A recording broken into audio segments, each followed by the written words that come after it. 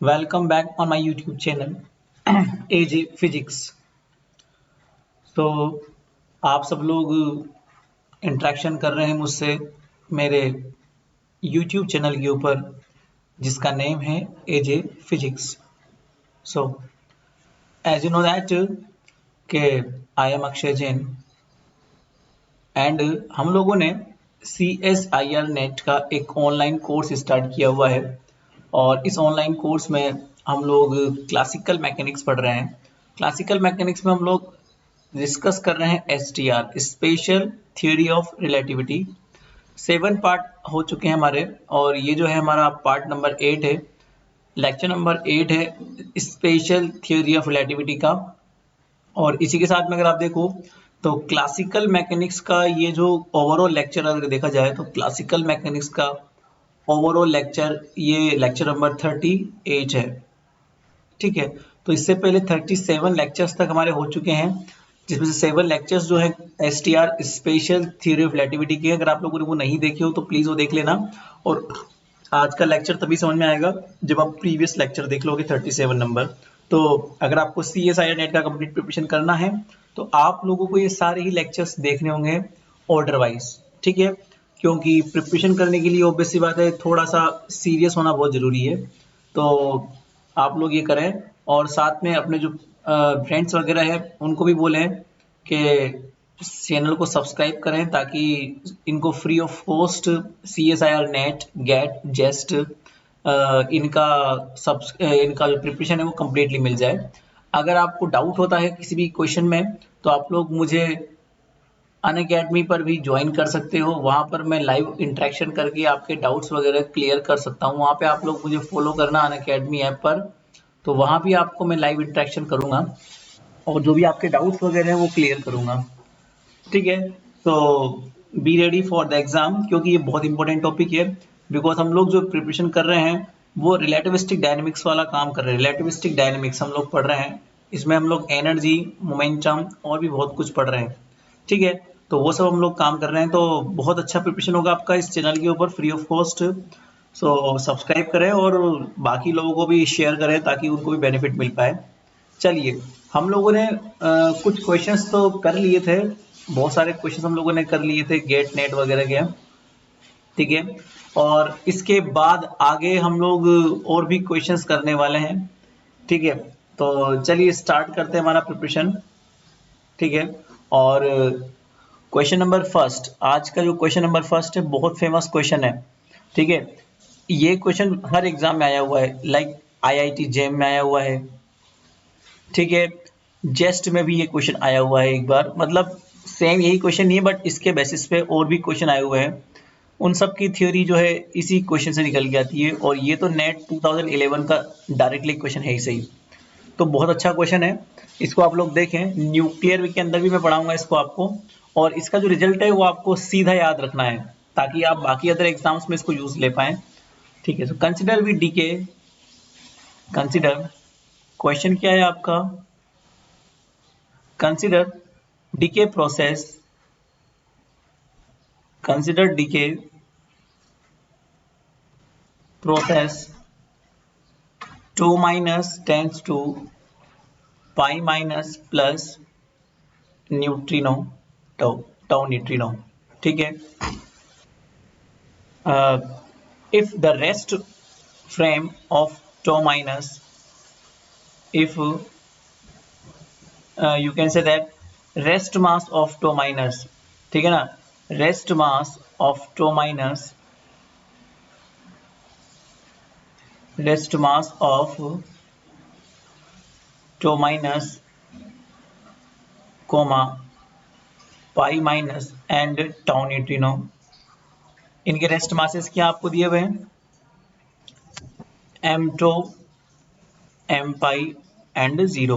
Obvious बात है neutrino as a photon behave करता है और फोटोन का जो रेस्ट मास होता है वो 0 होता है।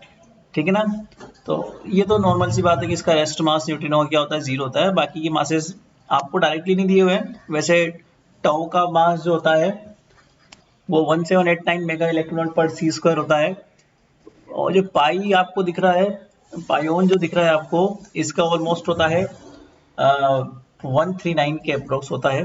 तो ये तो ऑलमोस्ट इसके मासेस है मेगा इलेक्ट्रॉन पर सी स्क्वायर में, बट आपको एग्जैक्ट मासेस दिए हुए नहीं है, आपको ये क्वेश्चन फॉर्मूला बेसिस पे पूछा हुआ है। तो इसके ऑप्शंस जो आपको दिए हुए वो समझो आप लोग। ऑप्शन नंबर ए, ठीक है, आपको ये दिया हुआ है क्वेश्चन नंबर 1 जो आपको गिवन है वो ये है, the energy of pi minus the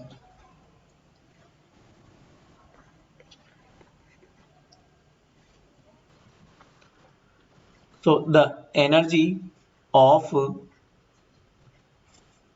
pi minus is option number A, m tau square minus m pi square and c square upon twice of m tau। एक तरह से आप ये मान सकते हो कि जो टॉ है वो आपका पेरेंट न्यूक्लियाई है, पाई जो है वो डॉटर न्यूक्लियाई है, ठीक है। तो ऑप्शन नंबर बी जो है वो रहेगा आपका m tau square plus m pi square and c square upon twice of m tau। Option number C रहेगा आपका m tau minus m pi square and c square। Option number D है under root m tau m pi and c square। so these are the options। तो बहुत simple सी चीज है कि यहाँ पे आपको निकालना है एनर्जी। तो पहले इसको सॉल्व कर लेते हैं, अदरवाइज इसका दूसरा क्वेश्चन भी मैं एक बार लिखा दूं, क्योंकि जून के अंदर नेट के अंदर ना दोनों ही क्वेश्चंस एक साथ आए थे। The velocity of pi minus, the velocity of pi minus, velocity उसने पूछा हुआ है। सो ऑप्शन नंबर ए जो रहेगा वेलोसिटी के लिए m tau square minus m pi square c upon m tau square plus m pi square. Option number B है m tau square plus m pi square upon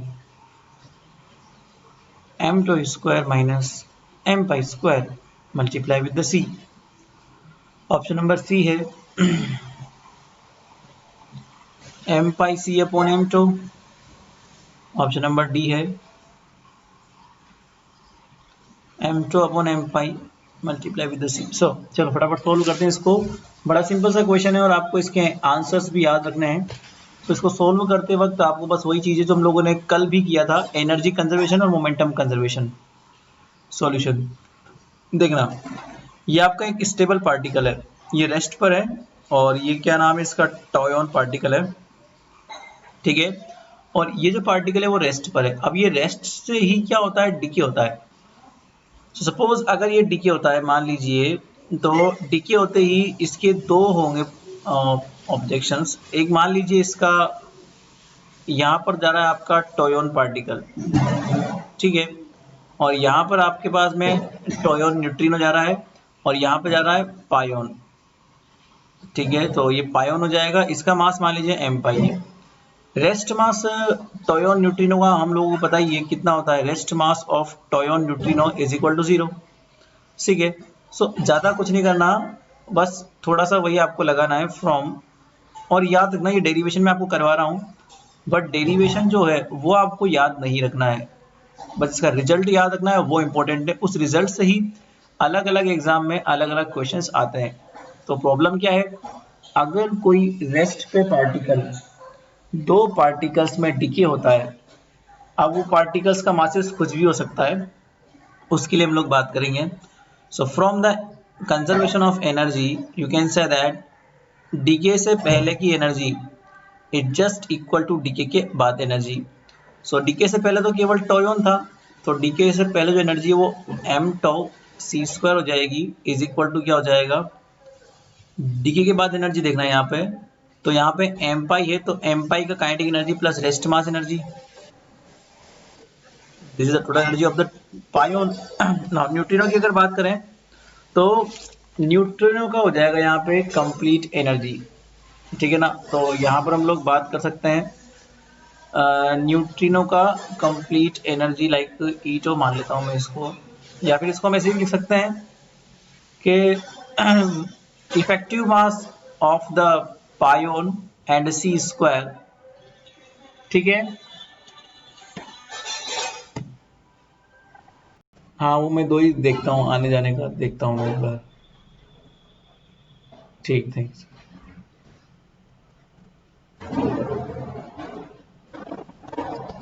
okay, तो हम लोग आगे बात करते हैं, सॉरी कॉल आ गया था। तो यहाँ पर हम देखते हैं M tau C square is equal to क्या है हमारे पास, M pi dash and C square, this is the moving mass, effective mass आप बोल सकते हो पायोन का, and plus you can say that E tau E nu, so it is equation number 2, ठीक है। इसको आप लोग इक्वेशन नंबर 1 ही बोल दो, सही रहेगा। सो from the momentum conservation, so from momentum conservation, अब इसके बाद हम लोग लगाएंगे momentum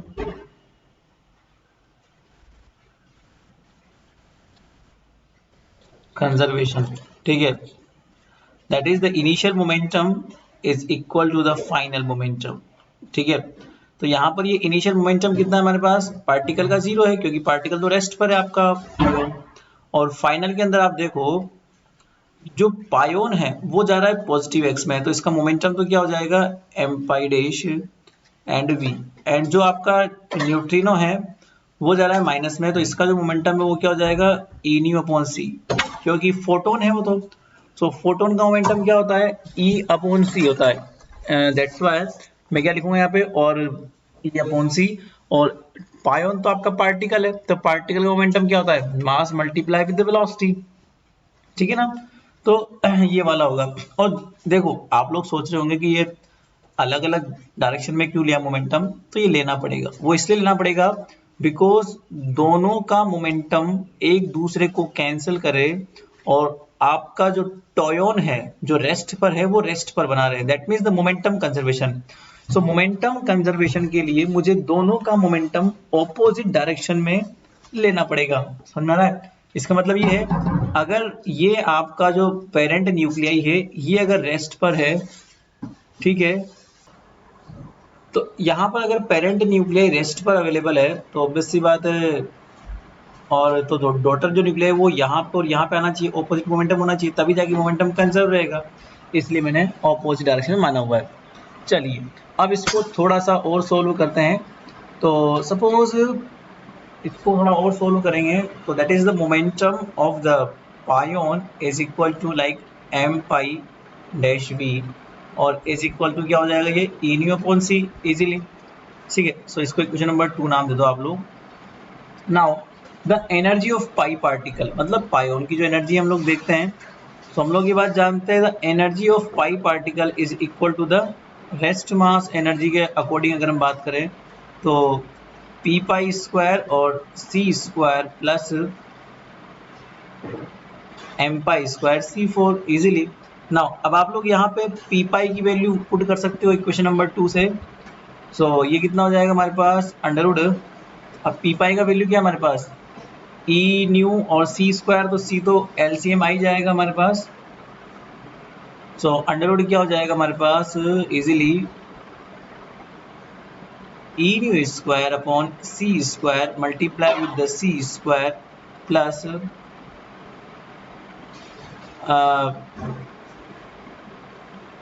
M pi square and C four. Okay, now यहाँ से अगर मैं पी पाई का वैल्यू कैलकुलेट हो, चलो एक काम करो इसको छोड़ो, ये निकालना थोड़ा सा लेंथी हो जाएगा, इसकी जगह अपन लोग एक काम करते हैं, इसको नाम देते हैं इक्वेशन नंबर 3, इसको नाम दो equation number 3 and put the value from 3 okay from 3 to, तो यहाँ से मैं एक काम करता हूँ 3 से मैं पी पाई का वैल्यू निकाल लेता हूँ फटाफट से। सो पी पाई का वैल्यू निकालने के लिए मैं करूँगा यहाँ से मैंने क्या करा स्क्वायर कर दो इसको, तो ई पाई स्क्वायर बराबर क्या हो जाएगा P pi square C square plus M pi square C four. So यहाँ से पी पाई निकाल लो, कितना हो जाएगा हमारे पास under root E pi square minus M pi square C four upon C. Okay, equation number 4। Now अब हमारे पास इक्वेशन नंबर 2 एंड 4 इक्वल है।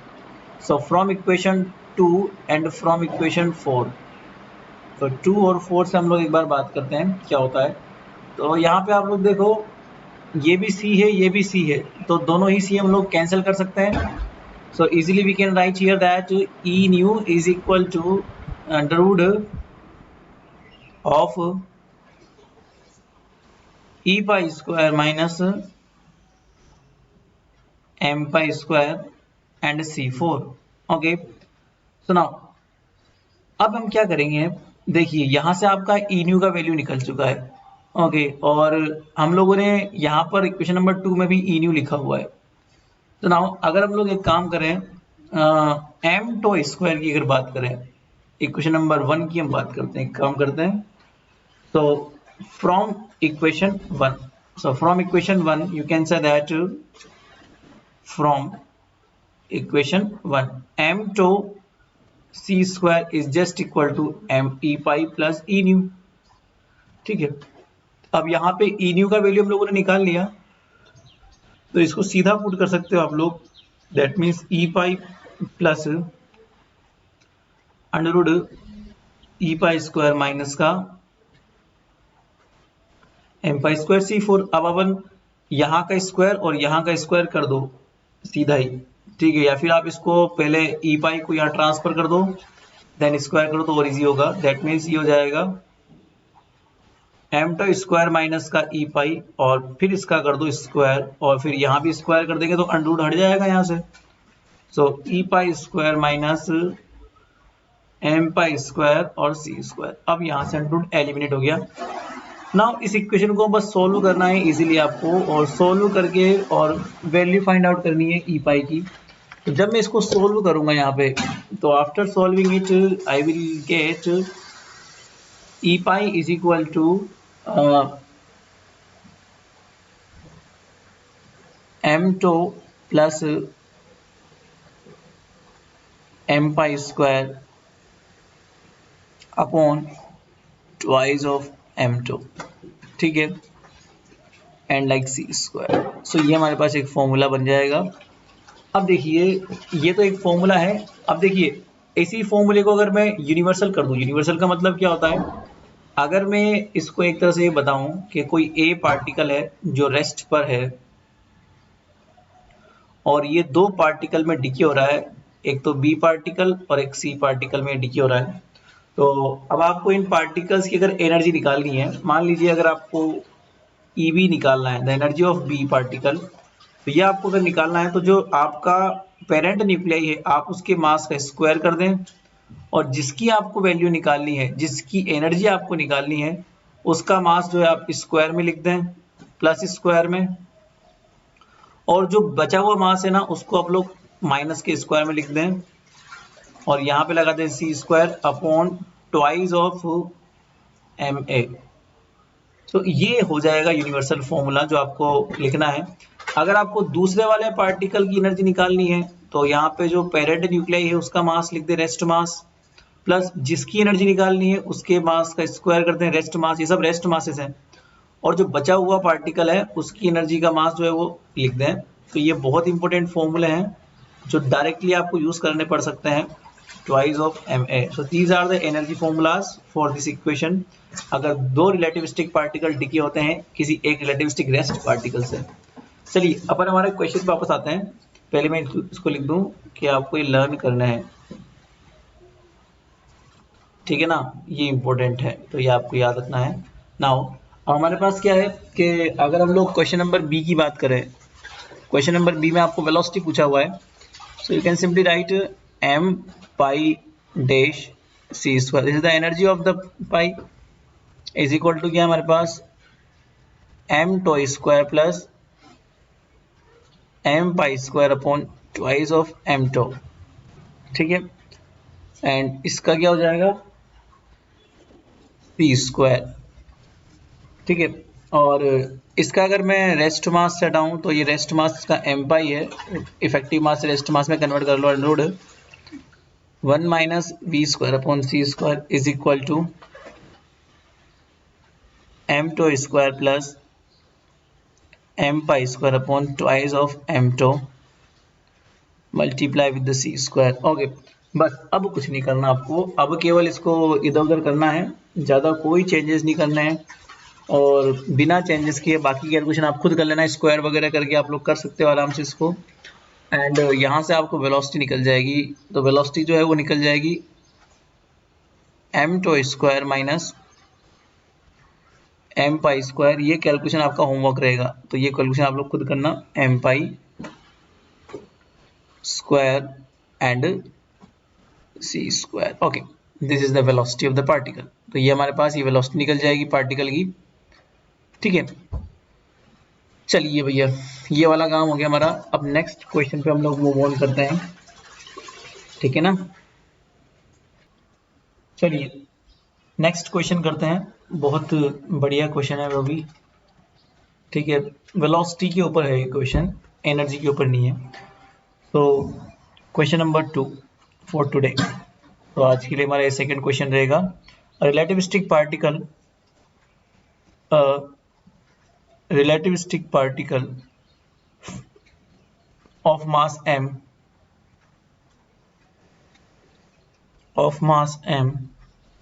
and velocity c by 2 x cap। x cap का मतलब ये है कि पार्टिकल आपका प्लस x में मूव कर रहा है, ठीक है, moving towards a wall, moving towards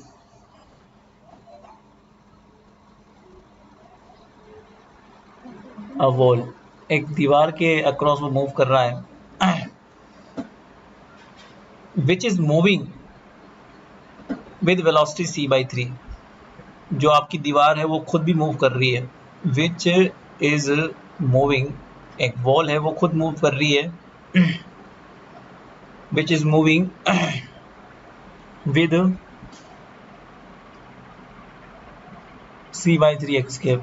तो आपकी जो वॉल है वो भी x कैप के अंदर ही मूव कर रही है। The velocity of the particle, the velocity of the particle after if suffer an elastic, after it suffer an elastic, मतलब जो आपका पार्टिकल इलास्टिक कोलिजन कर रहा है तो उसके बाद उसका वेलोसिटी क्या होगा। देखिए ये जितने भी वेलोसिटीज आपको दिए हुए हैं ये सब लेबोरेटरी फ्रेम से दिए हुए हैं, समझ में आ रहा है आपको। लेबोरेटरी का मतलब ये होता है ये एस फ्रेम है, यहाँ पे आपका इंसान खड़ा हुआ है, यहाँ पे वो लेबोरेटरी फ्रेम कहलाता है जो स्टेबल फ्रेम है। एल फ्रेम मतलब होता है धरती वाली फ्रेम, वो फ्रेम जो स्टेबल है उसे हम क्या बोलते हैं, एस फ्रेम बोलते हैं। तो एस फ्रेम से हम चीज़ें मेजरमेंट ले रहे हैं। ये पार्टिकल है जो प्लस एक्स में मूव कर रहा है, इसका वेलोसिटी क्या है, सी बाई 2 है। और ये वो वॉल है जिस पर वो टकराएगा, और वॉल खुद मूव कर रही है सी बाई 3 से। तो ये आपको वॉल दी हुई है, ठीक है। अब आपको वेलोसिटी निकालना है, यहाँ खड़े खड़े ही आपको वेलोसिटी निकालना है जब ये कोलिजन करके बाहर आती है। मतलब ये जब वॉल, ये तो मूव करती रहेगी सी बाई 3 से, बट ये जो वॉल है इससे आपका पार्टिकल टकराएगा तो वो पीछे की तरफ मूव करेगा, ठीक है। तो आपको ये चेक करना है यहाँ खड़े खड़े कि जब ये कोलिजन करके बाहर आता है तो इस पार्टिकल का वेलोसिटी आफ्टर कोलिजन क्या होगा, मुझे ये चेक करना है, ठीक है। तो ऑब्वियस सी बात है, मुझे क्या चेक करना है कि स्टेबल फ्रेम के रेस्पेक्ट में पार्टिकल का वेलोसिटी आपको निकालना है।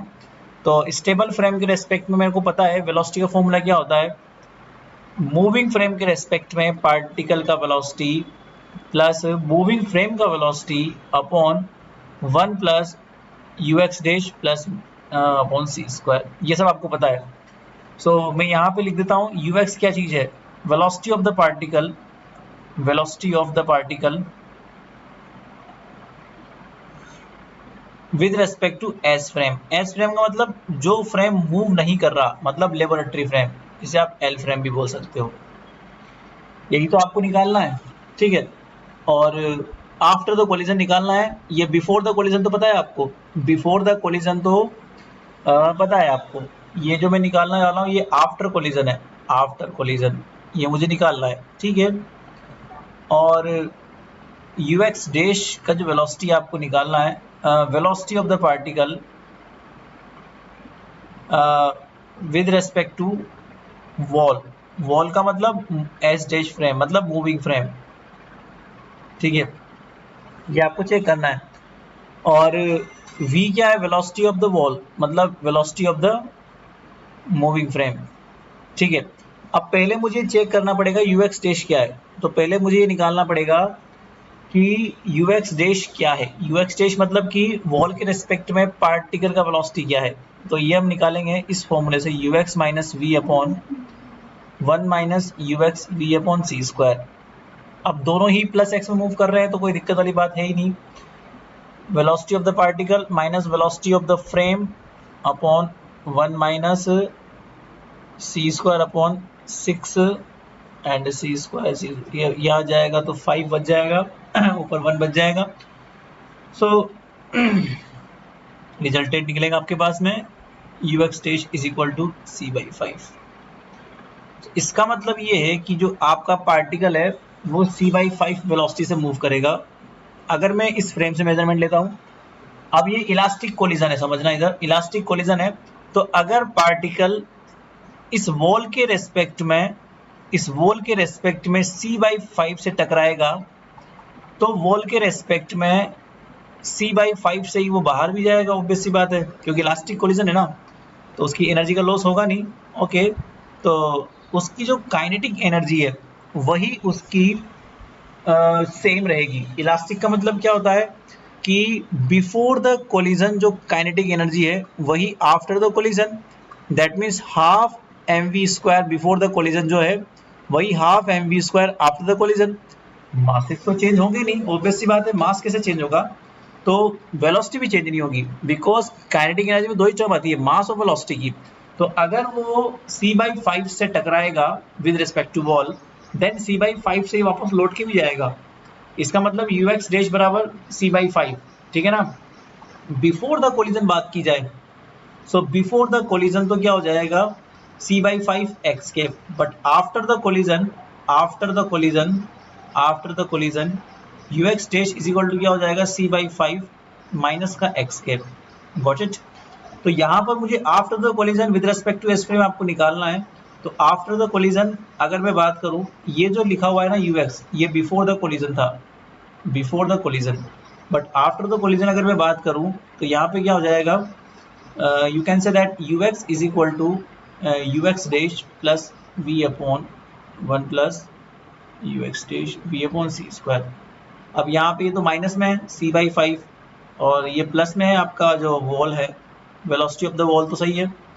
और 1 माइनस ये क्या हो जाएगा C by C square upon 15 C square. U X dash का वैल्यू वैसे माइनस में है, तो यूएक्स डैश आपका माइनस में है, ऑब्वियस सी बात है। तो ये सिंपली आप लोग कैलकुलेट कर लेना, तो इसका आंसर क्या हो जाएगा सी बाई 7। तो यहाँ पर इसका आंसर क्या होगा सी बाई 7। बहुत इजी क्वेश्चन था, बट थोड़ा समझने वाला क्वेश्चन था। आपको ज़्यादा कुछ नहीं है, बस थोड़े से क्वेश्चंस को समझना ही है और कुछ नहीं है, बाकी फॉर्मूले अप्लाई करना है, ठीक है ना। चलिए नेक्स्ट क्वेश्चन करते हैं हम लोग। ये तो वेलोसिटी वाला क्वेश्चन था। अब हम लोग एक करेंगे लेंथ कॉन्ट्रैक्शन के ऊपर question, question number 3 for today. सो आज के लिए क्वेश्चन नंबर 3 रहेगा ये। चलिए, तो इसमें क्या है, दो रोड है हमारे पास, ध्यान से समझना। ये फर्स्ट रोड है, ठीक है। इसका प्रॉपर लेंथ एल नोड आपको गिवन है, ठीक है, और ये v वेलोसिटी से यहाँ मूव कर रहा है x के अंदर। ये दूसरा रोड है, इसका प्रॉपर लेंथ कितना दिया हुआ है आपको एल नोट गिवन है, ये भी v वेलोसिटी से यहाँ मूव कर रहा है, ठीक है।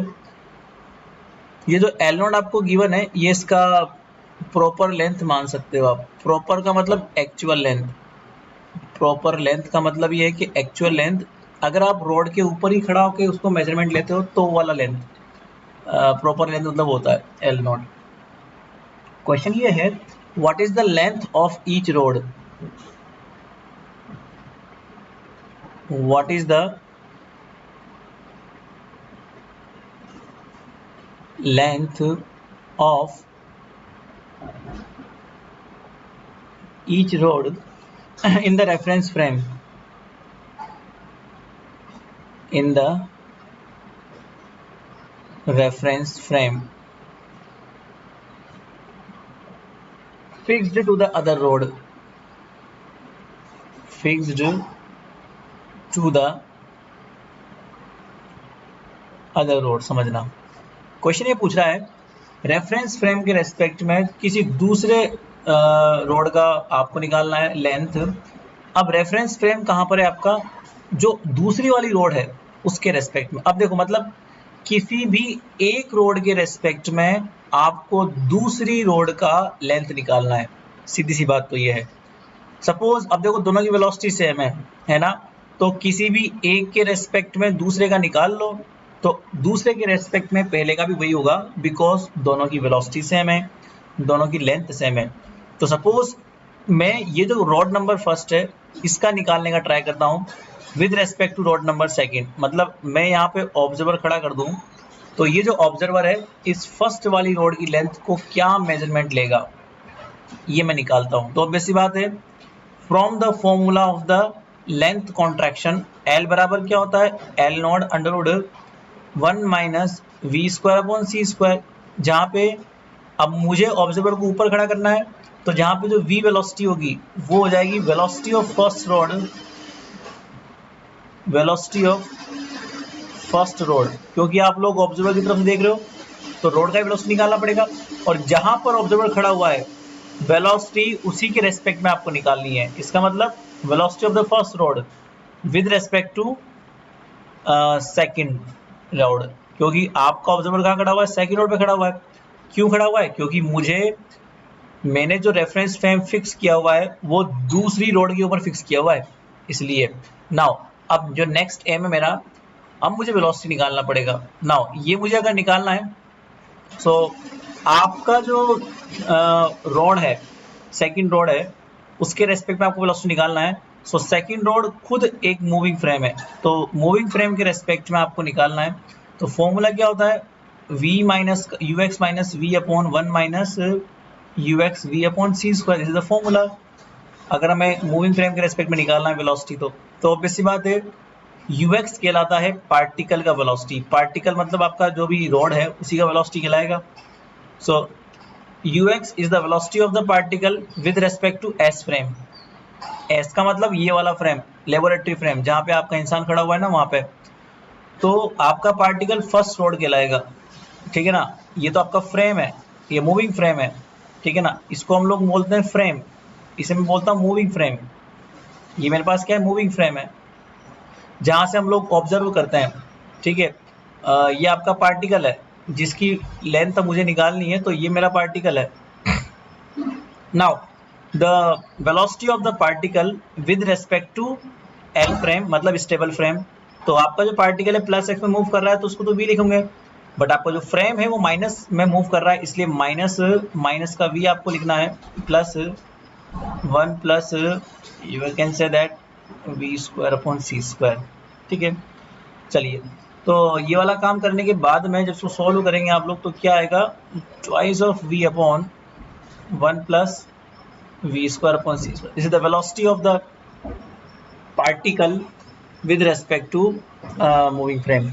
तो मुझे वही तो निकालना है, वेलोसिटी ऑफ द पार्टिकल।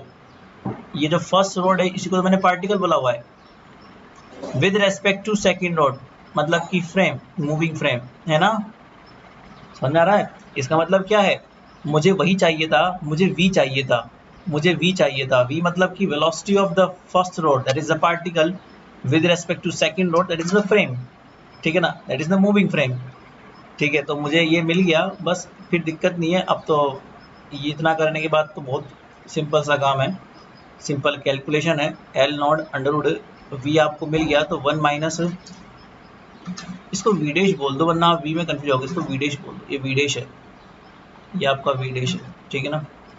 तो यही मुझे निकालना था, तो ये मैंने निकाल लिया है। तो ये कितना हो जाएगा, twice of v upon 1 plus we square upon C square and 1 upon C square, ठीक है।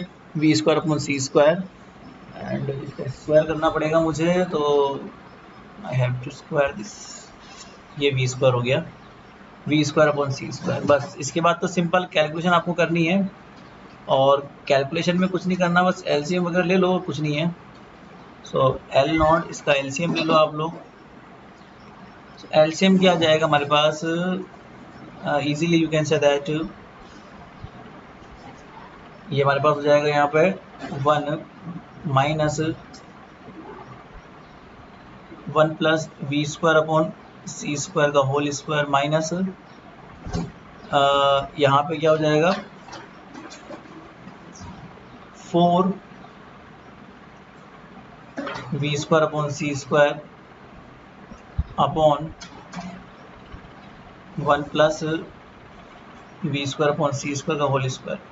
इसको ओपन करेंगे तो ए square plus B square plus 2ab plus 2ab minus 4ab बराबर क्या हो जाएगा, minus 2ab।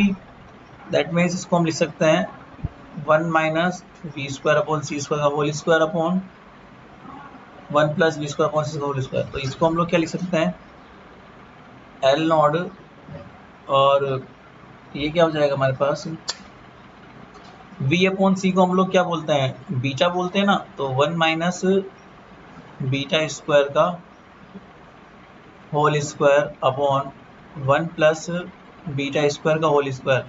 Whole square under root से बाहर आएगा तो क्या बच जाएगा, L not 1 minus beta square बचेगा, ये बचेगा 1 प्लस बीटा स्क्वायर। तो इस तरह के ऑप्शंस आपको दिए हुए थे, ऑप्शंस मैंने लिखवाई नहीं है, बट इसी तरह के ऑप्शन आपको दिए हुए थे, तो आपको आंसर ये लिखना है, ठीक है ना। इस तरह का क्वेश्चन नेट में आता है।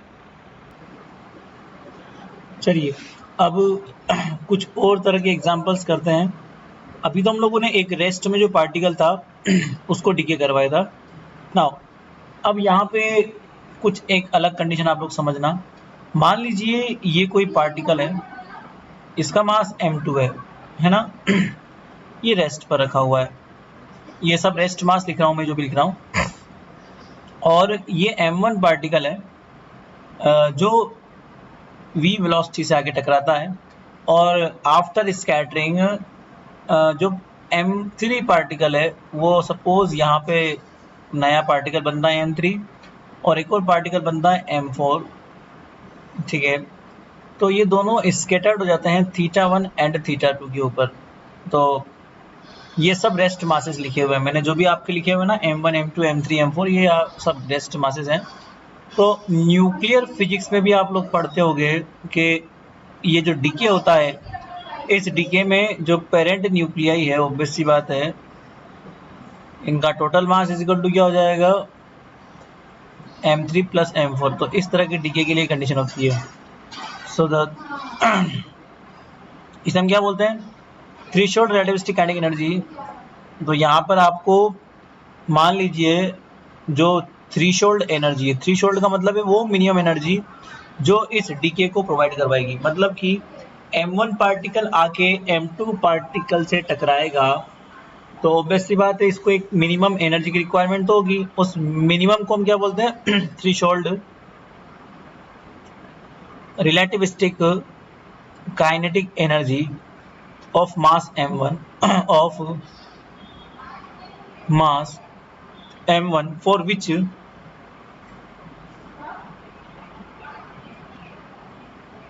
Reaction take place. तो इस रिएक्शन को करने के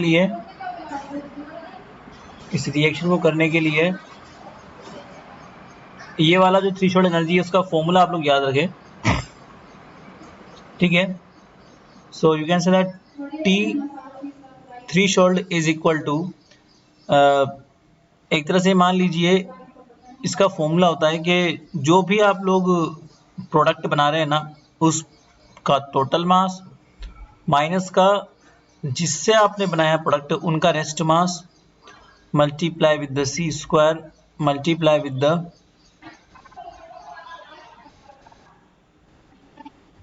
m1 प्लस m2 प्लस इनका total mass m3 multiply with the m4 sorry plus, ठीक है, यहाँ प्लस आएगा अपॉन ट्वाइस ऑफ m2, जो भी रेस्ट पे रखा हुआ है पार्टिकल उसका आपको मास लिखना है ट्वाइस ऑफ m2। तो ये भी एक फॉर्मूला आपको ध्यान रखना है। चलिए इसके ऊपर बेस्ड कुछ क्वेश्चन हम लोग कर लेते हैं इस फॉर्मूले के ऊपर बेस्ड हम लोग कुछ क्वेश्चन कर लेते हैं। सो क्वेश्चन ये है हमारे पास, what is the minimum kinetic energy, that means threshold energy, what is the minimum kinetic energy of incident proton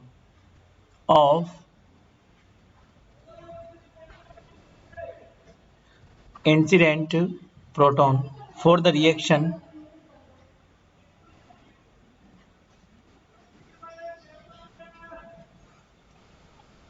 reaction P plus P tends to P plus pi note. तो ये हमारे पास एक reaction है, यहाँ पे आपको मासेस भी दिए हुए हैं, that means rest mass of the proton आपको वैसे याद भी होना चाहिए 938 मेगा इलेक्ट्रॉन वोल्ट पर C square and pi not is equal to 139 के अप्रोक्स होता है ये मेगा इलेक्ट्रॉन वोल्ट पर सी स्क्वायर, ठीक है। आर रेस्ट, ये रेस्ट पर है, आर एट, ये रेस्ट मासेस आप लोग बोल सकते हो, आर रेस्ट मासेस, ठीक है ना। तो ये सब रेस्ट मासेस आपको गिवन है, ठीक है। तो क्वेश्चन ये बोलता है कि आपको थ्रेशोल्ड एनर्जी निकालनी है, what is the threshold energy, that is minimum energy. इसके ऑप्शंस जो गिवन है वो है 150 mega electron volt, option number B जो गिवन है वो है 400 mega electron volt, option number C है 278 mega electron volt, option number D है 134। तो रिएक्शन वैसी ही जैसे ऊपर है, तो फॉर्मूला अप्लाई कर दो बस, थ्रेशोल्ड एनर्जी का ऊपर जस्ट लिखा हुआ ये वो फॉर्मूला, उसी को अप्लाई करना है आप लोगों को। तो जो प्रोडक्ट बनता है उसका टोटल मास, अब यहाँ पे प्रोडक्ट बने हैं पी पी और पाई नोड, तो इनका टोटल मास निकाल लो, जो प्रोडक्ट बनता है उसका टोटल मास, मतलब कि m3 प्लस m4 मतलब कितना हो जाएगा 938 938 और 134। फिर हम लगाते हैं माइनस, तो जिससे बना है प्रोडक्ट, यहाँ किससे बना है प्रोडक्ट, दो प्रोटॉन से मिलकर बना है प्रोडक्ट, ये आपका पेरेंट न्यूक्लियाई है, न्यूक्लियाई तो क्या बोलो मतलब पेरेंट बोल दो, जहां से मिलके बना है, ठीक है। तो इसको हम लोग क्या बोलते हैं 938 प्लस 938 सी स्क्वायर, फिर मल्टीप्लाई, ठीक है। m1 प्लस m2 का मतलब वही जिससे मिलके बना है 938 प्लस 938, ठीक है, और प्लस m3 प्लस m4, इसका मतलब जो भी आपका प्रोडक्ट बना है उसका total mass 938 plus 938 plus 134, sorry ये 134 है, ठीक है ना, अपॉन जो रेस्ट पर है, मतलब जो टकरा रहा है। अब यहाँ पे P1 और P और P दोनों में से कोई भी एक रेस्ट पर आप लोग मान लो, तो दोनों ही प्रोटॉन है तो फिर 938 ही लिख दो, कोई दिक्कत वाली बात नहीं है। इसको आप लोग सोल्व कर लेना कैलकुलेशन को, तो ये आएगा 278 मेगा इलेक्ट्रॉन वोल्ट। तो इसका आंसर जो होगा ऑप्शन नंबर सी होगा। तो यही आपका थ्रेशोल्ड एनर्जी है जो आपको निकालना था जब वो टूटेगा लाइक दिस। चलिए अब आगे हम लोग नेक्स्ट क्वेश्चन करते हैं, ठीक है। इसी पर बेसिस है जो मैंने आपको करवाया है ना, इसी फॉर्मूले के ऊपर बेस्ड है, और वो टिफर के अंदर भी आया हुआ क्वेश्चन है ये। नेक्स्ट क्वेश्चन जो है वो टिफर के अंदर आया हुआ, TIFR, ठीक है। So when an atom in ground state, when an atom in ground state, इसका मास दिया हुआ है कैपिटल M, उसका मास दिया हुआ है आपको capital M, and when it is in Exide state, and when it is in excited state, तो उसका मास कितना है m plus delta. If particle absorb a photon, if particle absorb a photon, मान लो उसने फोटोन एब्जॉर्ब किया, then it transits from ground state to solid state, then it transits from ground state to excited state. ठीक है.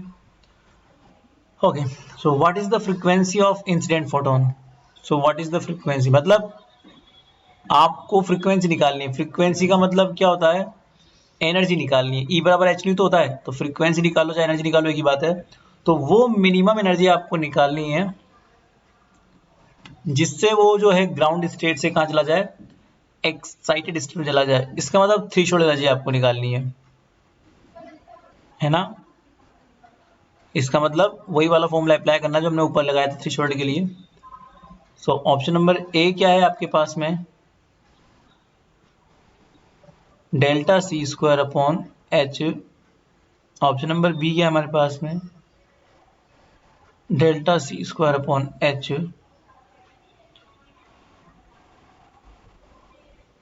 Option number C है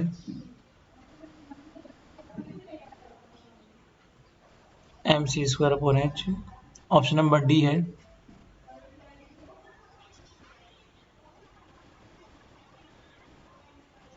okay. चलिए, तो बड़ा simple सा काम है. ये फोटोन आ रहा है, ठीक है. ये ग्राउंड स्टेट में m मास का पार्टिकल रखा हुआ है.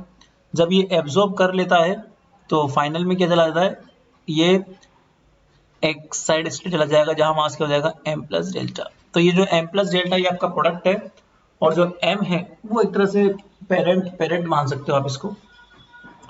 तो वही चीज है, थ्रेशोल्ड एनर्जी आपको निकालनी होती है. तो थ्रेशोल्ड एनर्जी किसकी निकालनी है, प्रोटॉन की निकालनी है. सपोज वो एनर्जी कितनी है, E बराबर एच न्यू मान लो. E बराबर क्या मान लो, एच न्यू.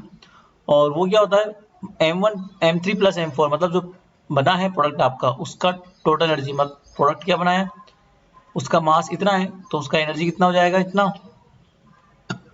और जिससे बना है तो किससे बना है, वो M से बना है.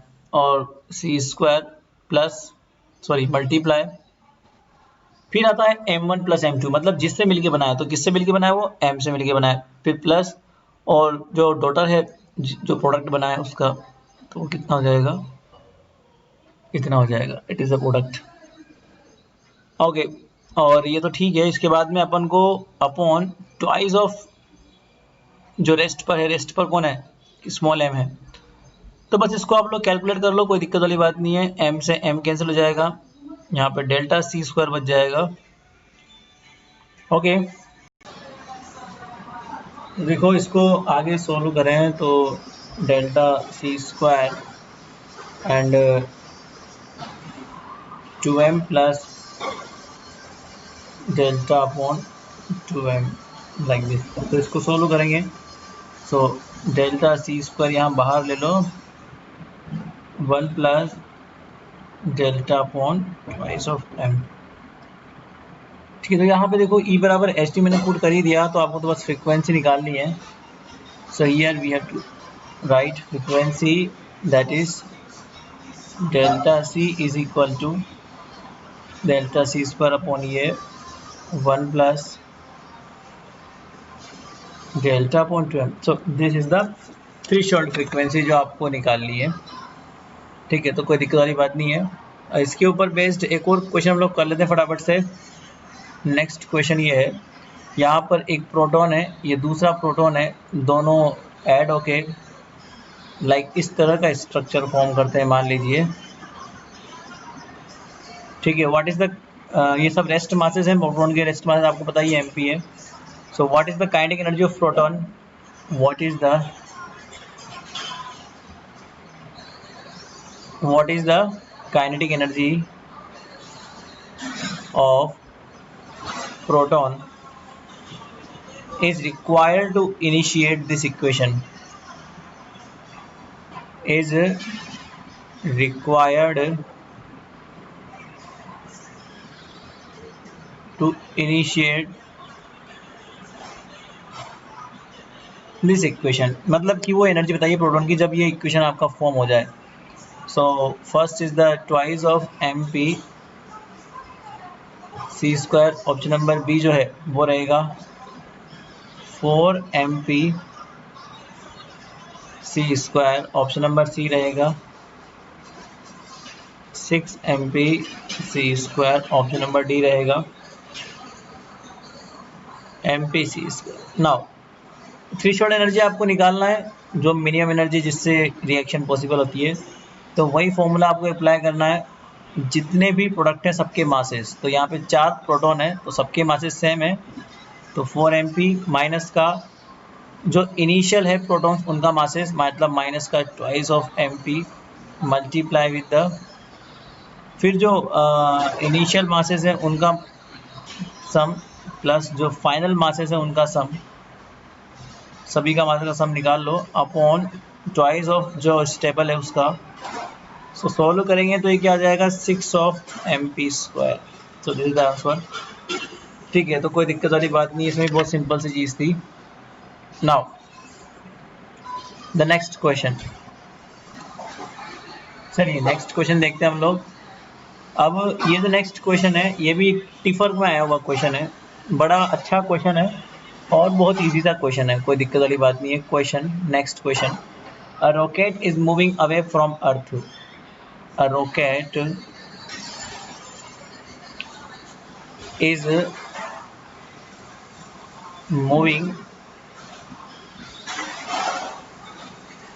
away from earth,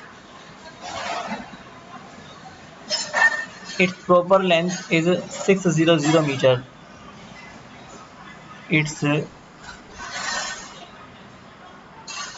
proper length,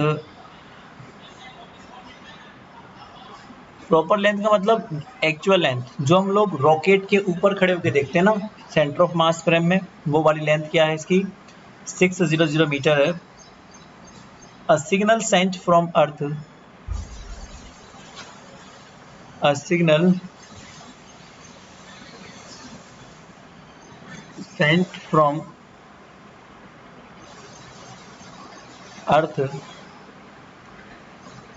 एक सिग्नल अपन ने अर्थ से भेजा। ऑब्वियसली बात है इसकी लेंथ अगर हम लोग मानेंगे अर्थ से तो वो कॉन्ट्रैक्टेड आएगी, ऑब्वियसली बात है। हम स्टेबल फ्रेम या फिर लेबोरेटरी फ्रेम से अगर लेंथ को देखते हैं तो वो कॉन्ट्रैक्टेड फील होती है। अब एक सिग्नल भेजा है आपने अर्थ से, returns after reflecting, returns after reflecting from front and rear mirror, from front and rear, मतलब जो रॉकेट के आगे वाला मिरर है और जो पीछे वाला मिरर है उन दोनों की बात कर रहा है वो, front and rear mirror attached to the rocket, attached to the rocket. तो 2 मिरर लगे हुए हैं रॉकेट में, एक फ्रंट पर एक रियर पे, रियर मतलब पीछे वाला। If 2 signals are received on earth, if 2 signals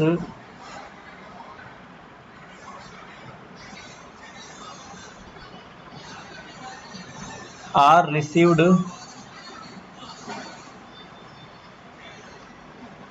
on earth after, अब यहाँ पे 2 सिग्नल आपको मिल रहे हैं, एक तो मिल रहा है अर्थ पे 100 सेकंड में और दूसरा मिल रहा है आपके पास में 100 सेकंड प्लस 16 माइक्रो सेकंड पर आपको मिल रहा है, ठीक है ना। Then calculate the velocity of the rocket, then calculate the velocity of the rocket. अब प्रॉब्लम समझना, ये आपका अर्थ है, ये आपका अर्थ है और ये रॉकेट मूव कर रहा है ऊपर की ओर, ये ऊपर की ओर रॉकेट उड़ रहा है मान लीजिए। तो यहाँ पर एक फ्रंट मिरर लगा हुआ है और यहाँ पर एक लगा हुआ है रेयर मिरर, ठीक है। अब यहाँ से आप लोगों ने कोई सिग्नल भेजा अर्थ से, फ्रंट मिरर से टकरा के और वापस से नीचे लौटा, फ्रंट में टकरा के वापस नीचे लौटा, और लौटने की टाइमिंग क्या है इसकी, 100 सेकेंड।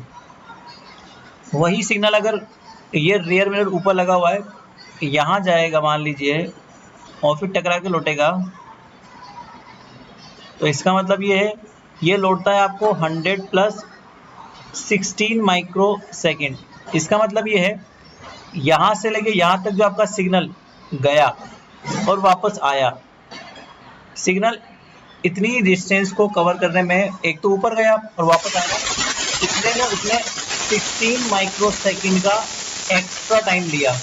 कितना, 16 माइक्रो सेकेंड का एक्स्ट्रा टाइम लिया। इसका मतलब अगर मैं इसे बोलूं कि सिग्नल रॉकेट की पूरी लेंथ को क्रॉस करके ऊपर गया तो उसने कितना टाइम लिया, 8 माइक्रो सेकेंड उसने टाइम लिया उसको ऊपर जाने में। अगर हम लोग एक्चुअल लेंथ की बात करें रॉकेट का, तो एक्चुअल लेंथ उसका क्या है, एल नॉट है।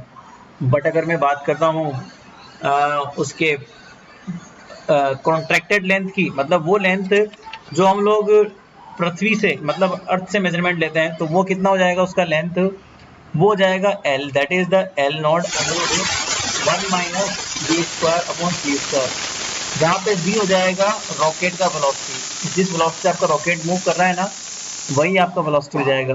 अब ये बहुत सिंपल सा क्वेश्चन है, आपको ये बात पता है टाइम इज इक्वल टू क्या होता है, डिस्टेंस अपॉन वेलोसिटी।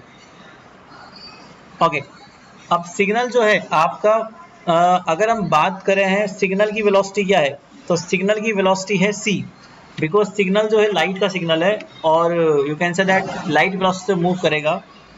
तो बेसिक बात है, अगर हम सिग्नल को यहाँ से लेते हैं तो उसने सिग्नल ने टाइमिंग कवर किया 8 माइक्रो सेकेंड, और जो डिस्टेंस कवर किया उसने, एक तो उसने अंडरवुड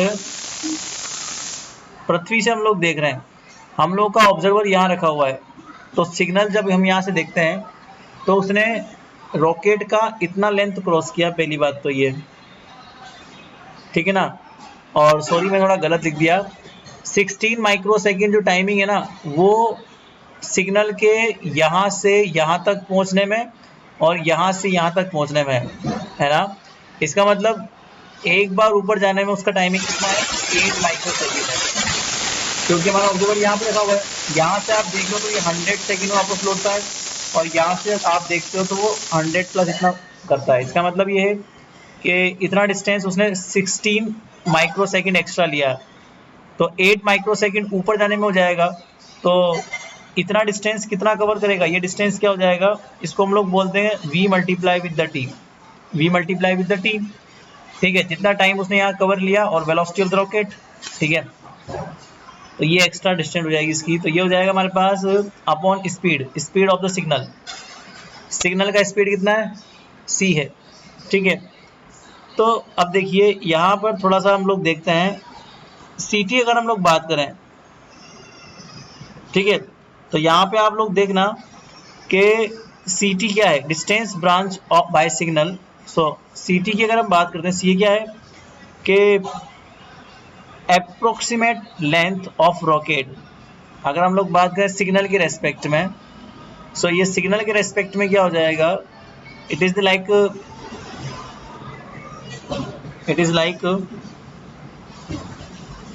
यहाँ पे आप देखो तो टाइमिंग भी, टाइम का भी कॉन्ट्रैक्शन अगर मान लो हम यहाँ पे लें, तो सपोज इसको थोड़ा सा आप लोग कैलकुलेट करो, तो इस टाइमिंग को हम लोग ले लेते हैं 8 माइक्रो सेकेंड, तो इसको अगर मैं t मान लेता हूँ तो c t is equal to क्या हो जाएगा, L naught under root 1 minus we square upon C square, इसको आप लोग t मान लो सपोज, ठीक है, माइनस प्लस का वी टी, और इसको थोड़ा कैलकुलेट करो, c t minus v t is equal to कितना हो जाएगा, L naught under root 1 minus we square upon C square, और सी टी अगर हम बाहर ले लें तो यहाँ बच जाएगा 1 minus we upon C under 1 plus we upon C 1 minus we upon C. ठीक है, तो इतना तो हमारे पास हो गया। अब 1 माइनस वी अपॉन सी से 1 minus we upon C cancel हो जाएगा, तो कितना बच जाएगा C T under 1 minus we upon C, और ये हो जाएगा L not under 1 plus we upon C. Square करना पड़ेगा दोनों का, स्क्वायर करके थोड़ा कैलकुलेट करना पड़ेगा, तो वी निकल जाएगा c square t square minus का एल नॉट स्क्वायर अपॉन सी स्क्वायर टी स्क्वायर प्लस का L naught square multiply c. अब c इज इक्वल टू है 3 multiply with 10 to the power 8 meter पर सेकेंड। मैंने टाइम को लिया हुआ है 8 माइक्रो सेकेंड, और एल नोड आपको दिया हुआ है 600 मीटर। ठीक है, ये सभी वैल्यूज आप लोग यहाँ पे पुट कर देना, और ये सब पुट कर दोगे तो v आपका आ जाएगा 0.886। तो ये एक क्वेश्चन था यहाँ पर। तो लेंथ कॉन्ट्रैक्शन का एक क्वेश्चन था जहाँ पे आपको मेजरमेंट लेना था न्यूटोनियन साथ में लगा के। तो ऐसा आपको करना है, एक बार आप देख लो फटाफट से, इस तरह का एक क्वेश्चन है। ठीक है ना।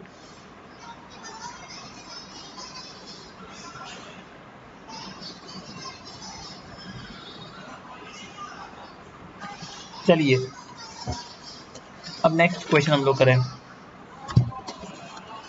अब जो हम करेंगे वो टाइम डायलेशन का क्वेश्चन होगा हमारे पास। तो ये जो नेक्स्ट क्वेश्चन है उसको हम लोग देखते हैं, टाइम डायलेशन से क्वेश्चन रहेगा आपका। ये तो लेंथ कॉन्ट्रैक्शन का था तो कोई दिक्कत वाली बात नहीं थी। अब हम लोग करेंगे नेक्स्ट टाइम डायलेशन का। So next question is that a clock keeps correct time, a clock keeps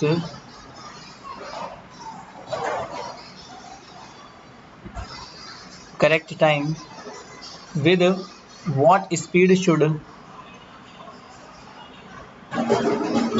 with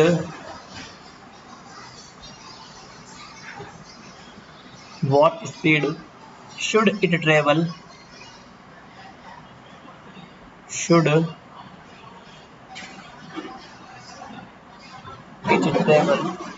relative to an observer relative to an observer show that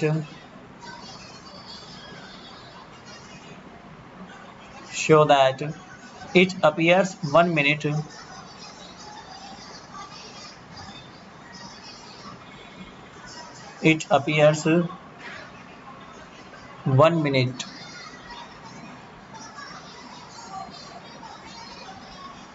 slow in 24 hours, slow in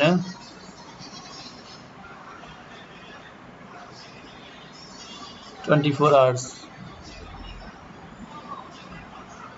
इसका मतलब ये है कि time dilation का question है, बड़ा simple सा काम है।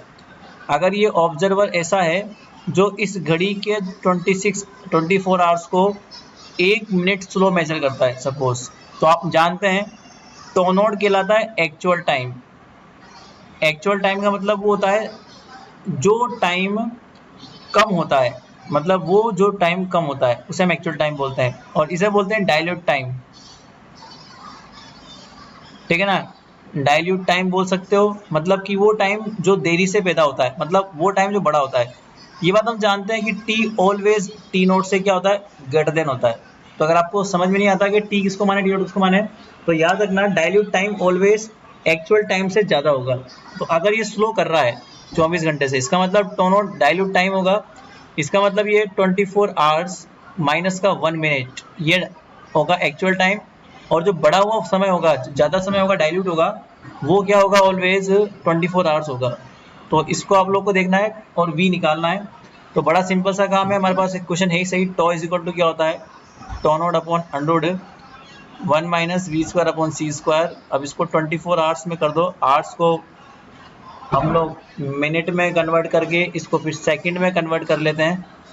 ऐसे हम लोग इस टो नोड को कैसे करें, 24 आवर्स को मिनट में कन्वर्ट करके सेकंड में कन्वर्ट कर लो, और यहाँ पर 1 मिनट को सेकंड में कन्वर्ट कर लो upon under root 1 minus we square upon C. बस इसको आपको सोल्व करना है और सोल्व करके आपको आंसर लेके आना है। v इक्वल टू कितना हो जाएगा, 0.3736।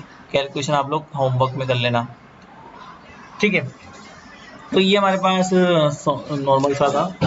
चलिए फटाफट से नेक्स्ट क्वेश्चन करते हैं, वो भी टाइम डायलेशन का ही क्वेश्चन है।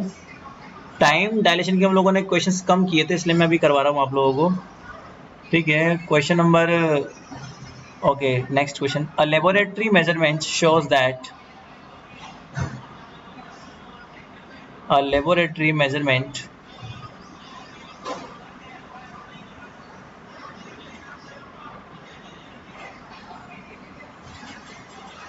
shows that the half-life of certain particle, the half-life of certain particle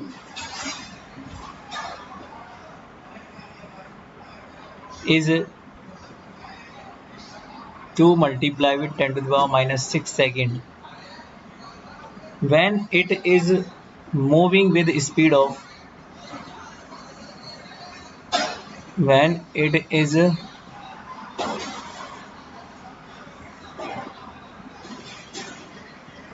moving with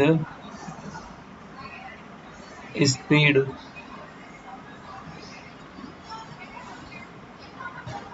what would be its half-life? What would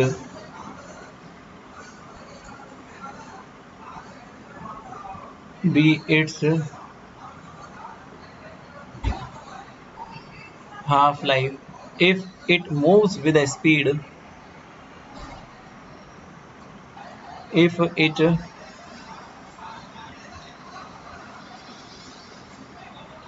moves with a speed of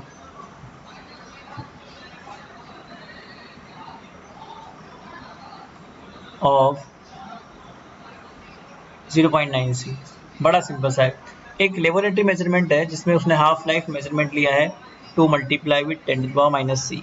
इसका मतलब ये है कि ये उसका टाइमिंग है और half life when it is moving with speed 0.8 सी। जब ये मूव करता है तो इसका जो टाइम है वो क्या होगा, इसका मतलब मूव करने के बाद इसका हाफ लाइफ क्या होगा, और अगर वो 0.9 से मूव करता है तो इसका हाफ लाइफ क्या होगा, ठीक है ना।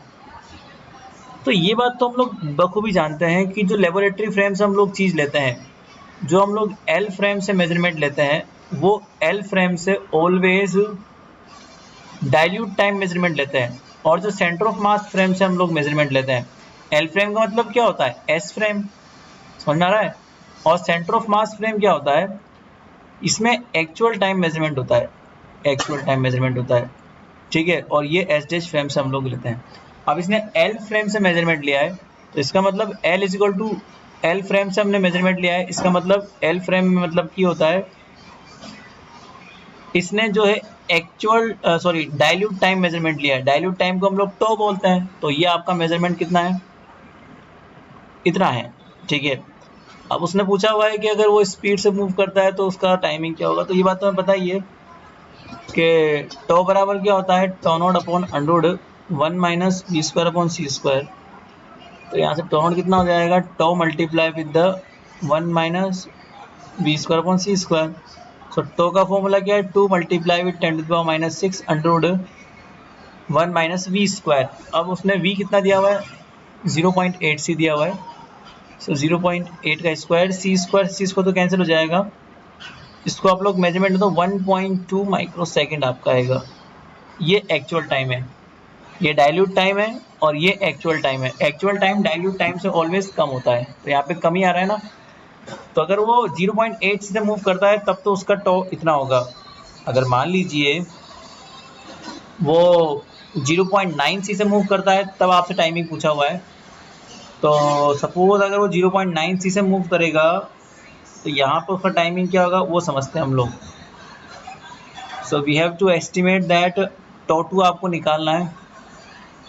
तो इसका actual time upon under root 1 minus we square upon C square. अगर एक्चुअल टाइम निकल चुका है तो एक्चुअल टाइम क्या है हमारे पास 1.2 micro second upon under root 1 minus 0.9 का होल स्क्वायर। आप लोग कैलकुलेट करना तो इसका आंसर आ जाएगा 2.57। ये इसका डाइल्यूट टाइम होगा अगर वो 0.9 से मूव करता है तो, ठीक है ना। तो ये इस तरह के हमारे पास दो क्वेश्चन हमें समझ लेते हैं, है ना। अब आज का लास्ट क्वेश्चन करेंगे हम लोग, इसके बाद हम लोग क्लास फिनिश करेंगे। 1 घंटे से ऊपर हो गया आपकी क्लास भी, फिर बाकी बचा हुआ हम लोग कल करेंगे, ठीक है ना। तो लास्ट क्वेश्चन ये बोलता है आपका question number last, a neutron decay into a proton and electron and anti neutrino. एक न्यूट्रॉन है जो प्रोटॉन में डिके हो रहा है,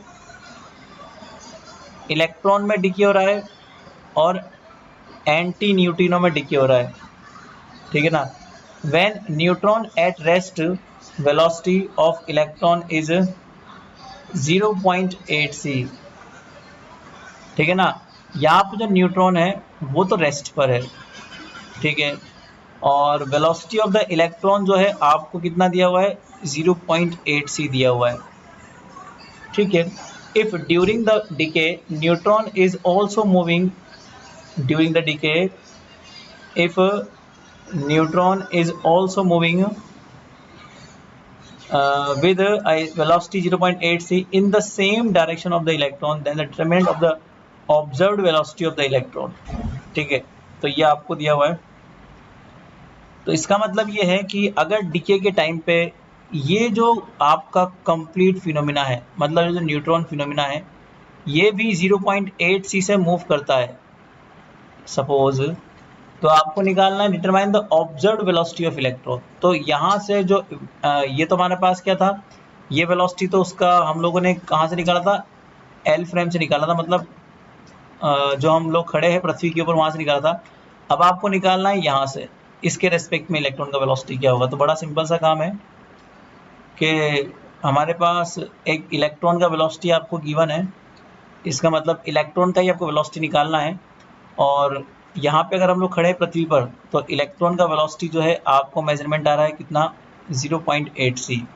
इसका मतलब velocity of the particle in the rest frame is like this, ठीक है ना। अब ये समस्या है कि हमारे पास क्या है, बेसिकली ये सिस्टम है, ये भी आपका क्या है, सिस्टम भी आपका मूविंग फ्रेम ही है।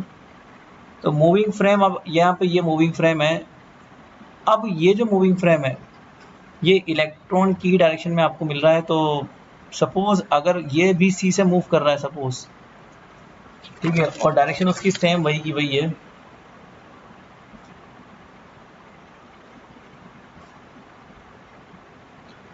तो फिर तो वेलोसिटी जीरो आएगा। अगर ये फ्रेम भी यहाँ मूव कर रहा है तो उसका वेलोसिटी जीरो आएगा, ठीक है, moving in the same direction of electron. तो यहाँ पर v बराबर भी क्या आएगा, जीरो आएगा, 0.8 सी आएगा। तो मूविंग फ्रेम से अगर हम लोग देखते हैं तो ux minus we upon 1 minus ux v upon C square, तब तो जीरो आएगा। बट अगर सपोज ये इस तरफ मूव कर रहा है, opposite to the electron move करे, मान लो, मतलब इलेक्ट्रॉन तो मूव करे प्लस एक्स में, और अगर आपका जो फ्रेम है दैट इज जो न्यूट्रॉन है ड्यूरिंग द डीके, अब डीके हो रहा है तो ऑब्वियस सी बात है ड्यूरिंग द डीके अगर आपका न्यूट्रॉन भी इधर ही मूव करे नेगेटिव डायरेक्शन में, सो अगर ux तो आपका प्लस एक्स में हो बट अगर vx बराबर माइनस 0.8 हो तो फॉर्मूला वही का वही रहेगा, तब आप लोग का ux डैश बराबर क्या हो जाएगा यहाँ पे 0.9 सी। बस ये आपको निकालना था, इतना सा काम करना है। अब की बार फ्रेम यहाँ मूव कर रहा है। तो ये हमारे पास कुछ क्वेश्चंस थे जो आपको करने थे, ठीक है। तो ये क्वेश्चन आपके ख़त्म होते हैं आज, इसके बाद में बाकी बचे हुए जो भी है रिलेटिविस्टिक के ये हम लोग कल पढ़ेंगे, ठीक है। So thank you so much, फिर कल मिलते हैं, बाय बाय।